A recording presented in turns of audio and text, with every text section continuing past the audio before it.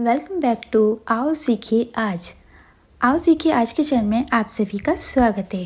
ये हमारा phone number है। अगर आप हमारी कोचिंग ज्वाइन करना चाहते हो तो इस नंबर पे कॉल कर सकते हैं। चलिए क्लास शुरू करते हैं। पहले आप मेरी वीडियो को सब्सक्राइब कर लीजिए, उसके बाद एक घंटी बनी हुई आएगी, उस पर क्लिक कर लीजिए। हेलो दोस्तों, आओ सीखिए आज के चैनल में आपका स्वागत है। चलिए क्लास स्टार्ट करते हैं।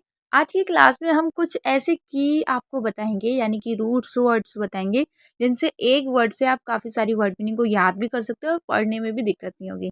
जैसे एवल। एवल का मतलब होता है योग्य। जैसे एक्सेप्ट एवल, अवॉइड एवल, ब्रेक एवल, काउंट एवल। अब आप कहेंगे कि इसको कैसे समझे, हमें तो ये भी बहुत बड़ी वर्ड मीनिंग लग रही है, इसे याद कैसे करना है। तो बहुत ही इजी तरीका है, बस आपको ए बी एल ई को याद रखना है। एवल पढ़ा जाता है, उसके बाद जो स्टार्टिंग वाले हैं वो कहीं ना कहीं आपने पढ़े होंगे, जैसे एक्सेप्ट है, अवॉइड है, ब्रेक है, काउंट है। तो इनको तो आप कहीं ना कहीं जानते होंगे। तो एवल का मतलब योग्य होता है। जैसे एक्सेप्ट यानी कि स्वीकार करना, और एवल यानी कि योग्य, स्वीकार करने योग्य। अवॉइड, अवॉइड का मीनिंग क्या होता है, इसकी हिंदी मीनिंग भी मैं आपको दिखा देती हूँ ताकि आपको आसानी से समझ में आए। जैसे यहाँ पर आपको हिंदी मीनिंग भी दिख रही है। अवॉइड, एवल का मतलब होता है टालना। अवॉइड का मतलब क्या होता है, किसी को किसी बात के लिए अवॉइड करना, मना करना। और एवल यानी कि योग्य, मतलब किसी बात को टालने योग्य। हाँ भाई, ये टालने के योग्य बात है, इसे टाल दो। ब्रेक, ब्रेक का मतलब होता है जो तोड़ देना या टूट सकता है, मतलब जैसे जो टूट जाए। अब हमने बोला एवल, तो जहाँ एवल दिख रहा है ना, तो समझ जाइए वो किसी चीज़ के योग्य हैं। तो यहाँ पर आपको समझ में आएगा। जैसे ब्रेक एवल, जो टूट सकता है, ऐसा मतलब एज। इसको हम ऐसा भी बोल सकते हैं, योग्य भी बोल सकते हैं, इस तरीके से भी आप समझ सकते हैं। मतलब दोनों को तरीका वही है, बस आपको समझ में आने चाहिए। काउंट एवल मतलब गिनने योग्य, या फिर गणनीय भी बोलते हैं, या फिर आप ऐसे ही बोल सकते हैं, हाँ भाई ये गिन सकते हैं। तो इस तरीके से भी आप समझ सकते हैं। जैसे कम, कंपर एवल, कंपर एवल का कंपेयर बोलते हैं ना हम, कंपेयर। जैसे हम यहाँ पर कंपेयर लिख रखा है, लेकिन कंपेयर गलत है, आपको कंपेयर पढ़ना चाहिए। कंपेयर का मतलब होता है किसी से कंपेयर करना, तुलना करना। और यहाँ पर क्योंकि एप्पल आ गया, ये तुलने योग्य, मतलब इन दोनों के तुलने, मतलब दोनों की तुलना करने के योग्य है ये बात। या फिर कोई भी चीज़ है कि हाँ भाई ये तुलने योग्य है, ये तो बहुत अच्छा पढ़ने में और ये बहुत कम है, तो इन दोनों की तुलना की जा सकती है।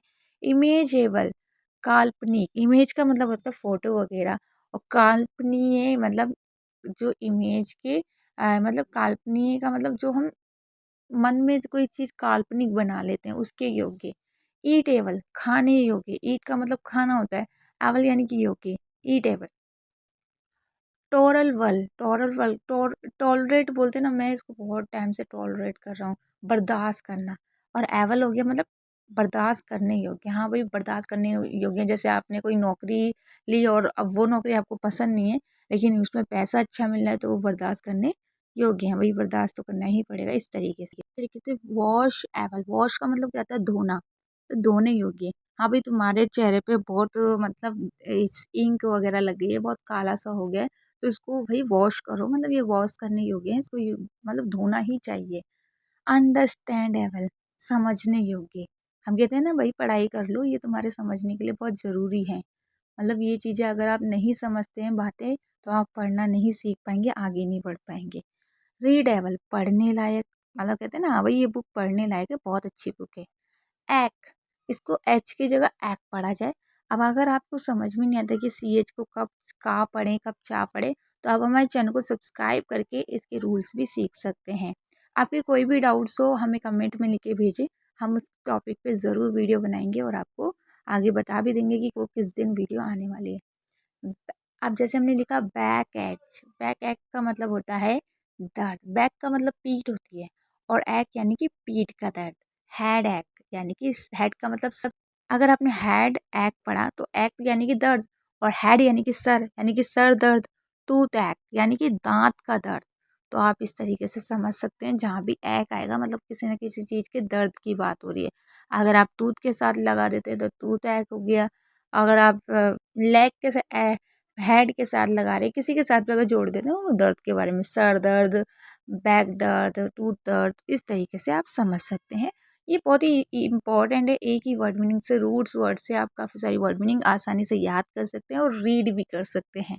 तो चलिए आगे जान लेते हैं। कई बार आपने देखा होगा कि लास्ट में ए एन होता है, और ई एन भी होता है, लेकिन ए एन का मतलब क्या होता है?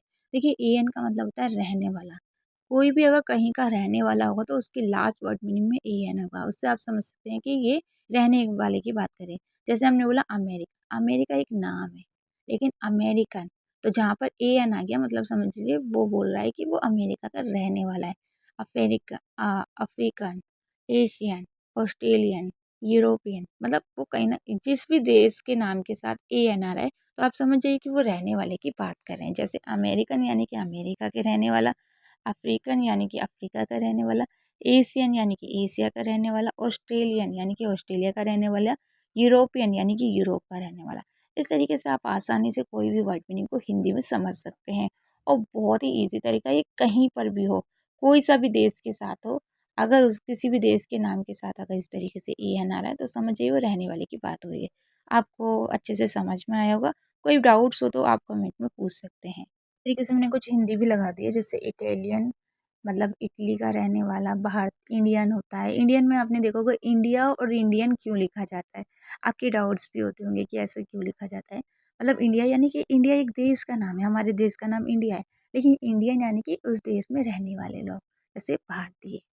कोरियन, कोरिया यानी कि कोरिया एक नाम है देश का, लेकिन कोरियन यानी कि कोरिया के रहने वाले। जैसे कनाडा, कनाडा नाम है लेकिन कनाडियन यानी कि कनाडा का रहने वाला। ठीक है। रशियन होता है, लेकिन अगर हम रशिया बोल रहे हैं, बहुत से रूसियन पढ़ते हैं, वो गलत है, इसे रशिया पढ़ा जाता है। तो रशिया का रहने वाले को रशियन बोला जाता है। तो समझ में आया, बहुत ही ईजी है। आप प्लीज़ इसे अच्छे से समझ के लिख लीजिए, आपके आगे तक काम आने वाली चीज़ें हैं। अगर आप रेगुलर ऐसी क्लास देखना चाहते हैं तो चैनल को सब्सक्राइब करना बिल्कुल ना भूलें, क्योंकि हम चाहते हैं कि आप हमारी फैमिली बने और हम आपकी मदद कर सकें और आपको इंग्लिश सिखा सकें। चलिए आगे जानते हैं। अब इसी तरीके से एंटी, एंटी का मतलब होता है विरोध, किसी चीज़ का विरोध करना, मतलब आप उसके खिलाफ हो तो उसको बोलते हैं एक विरोध। जैसे विरोध होता है एक तरीके से, विरोध बोलते हैं हम लोग। एंटी सोशल, आपने सुना होगा, anti craft, anti missile, anti religions. इसका मतलब क्या, आपने कई बार सुना भी होगा एंटी सोशल क्या होता है, समझ में नहीं आता। लेकिन अगर आपको एक वर्ड मीनिंग पता है कि एंटी यानी कि किसी चीज़ का विरोध करना, तो आप सभी वर्ड मीनिंग समझ जाएंगे। और ये जो सोशल है, एयरक्राफ्ट, ये सब आपको कहीं ना कहीं आपने सुने होंगे। बस अगर आप एंटी जान लेते हैं तो आप इसे समझ पाएंगे।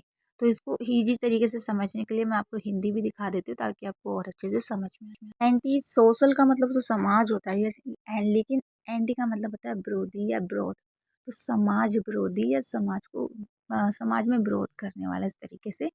एंटी एयरक्राफ्ट, एयरक्राफ्ट यानी कि एयर यानी कि हवा वगैरह होती है, तो उसको हम जो विमान होते हैं वो हवा में ही होते हैं, तो उसको क्या बोलेंगे, एंटी क्राफ्ट यानी कि विमान भेदी, विमान मतलब जो विमान होता है उसका विरोधी कह सकते हैं एक तरीके से। एंटी मिसाइल, एंटी मिसाइल का मतलब होता है, मिसाइल ऐसी होती, मिसाइलें तो आप जानते हैं, मतलब मिसाइल का जो विरोधी है उसे हम कह सकते हैं एंटी रिलीजन्स यानी कि धर्म विरोधी, मतलब जो धर्म का विरोध करते हैं उन्हें धर्म विरोधी कहते हैं। तो आई होप आपको ये बहुत अच्छे से समझ में आ गया होगा। मैं आपको आगे भी ऐसे सिखा सकूं, इसके लिए प्लीज़ मुझे इसके योग्य बनाइए और इस चैनल को सब्सक्राइब करके हमारी फैमिली को बड़ा बनाइए, ताकि आपकी मदद हो सके और आपके जैसे और भी जो स्टूडेंट है वो भी इंग्लिश सीख सके। वीडियो को शेयर कीजिए ताकि काफ़ी सारे स्टूडेंट अच्छे से इंग्लिश सीख सकें और उनके सपने पूरे हो सकें।